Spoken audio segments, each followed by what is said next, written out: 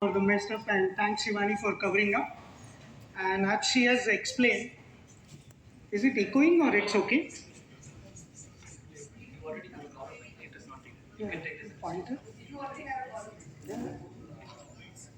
Okay, so as Shivani has already covered up, there are a lot of things which is we are doing on day-to-day basis, which is on the project management, and every activity what we do, whether we are in military or a corporate, is itself is a project. And the previous speaker has already given the lot of insight. So from military to get that inspiration, let's move to the corporate, which is our day-to-day most of here, which is working here. So I'm sure that in your organization, whether it's a IT or a engineer, since last night 12 o'clock. Sanket was to deliver this speech and he has to arrive here today morning 7 o'clock by 5 o'clock flight from Pune. We as a team, 5-member marketing team had arrived yesterday to set up everything.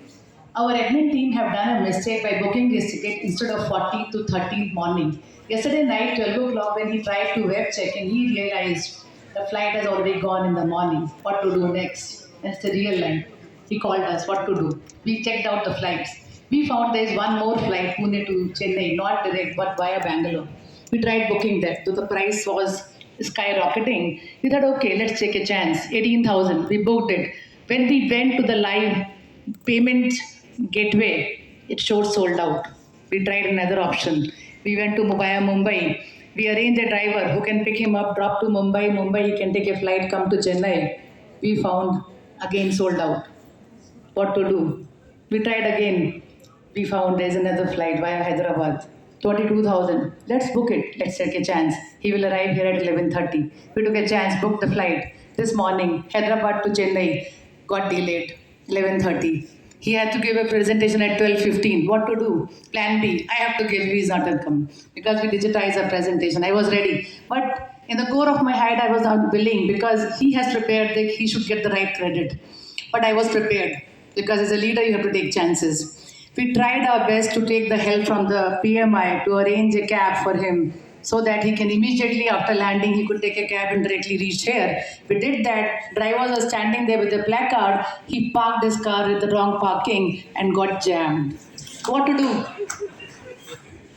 Still, I was perpetually optimistic and positive. He will make it. We tried our best. He could landed it. We took at the surroundings. The whole program got delayed by 10 minutes. We still have a chance. I was still prepared. We still took a chance. He came, and right now he is here. So, what I'm trying to tell you is, and this is a real life projects we all are doing, and we specialize in project management. What we realize is, project management is neither a science nor a art, it's a life skill. We all manage our project. As a housewife to all the project managers, we manage project every day. But if we manage it really beautifully, there will be trials and tribulations, there will be turbulences. You be straight as a leader, you be calm, take all the positive sides, take help from the right resources, be focused on the goal. You can make it with the success, and that is what the next topic is all about: project success. How can you make it? And you should give credit to the right resource, and here is what Sanket is all about. Please, Sanket. A lot of things going on day-to-day basis. So let's look at, have you gone through this? This is a very normal situation, and we get tense, like what Shivani has mentioned yesterday also. The whole night was like a what's happening. And in our due course of time of all the projects, we go through multiple times this, we get stressed. There is a timeline pressure, customer is yelling at us, there is a change management. There are a lot of things happening on day to day. Life doesn't go 1 + 1, 2. Every day there is a new challenge. You need to plan A, plan B, plan C, and that situation. And during this course of time, I'm sure as a project manager, you may have gone through this and experienced this. Are you? Correct. So in this case, now from this state to a state where we are going to be pushed as a future leader, and we are going to push to excel and show it to the next level. What are the things that we can do? So that will be the topic that we will cover in next couple of minutes. So what we are talking about is a project success KPI. I am 100% sure that each of your organization may have defined the project success in different ways in your organization. So it can be anything, starting with the very basic of project timing, project budget, project quality, stakeholder satisfaction. You can be very good at the QCD part, but whether the stakeholder for which you are doing the project, is he happy for the set goals? And most important is that how you are utilizing the resources. It can be human resources, tangible, non-tangible. So these KPIs are going to be there, and there are many more based on your operation model, based on your organization type of industry. You will define your project success in a different ways. Correct? So now the question is, this project success KPIs, what we have been defining. So ultimately, what's the purpose? Why we are defining these KPIs?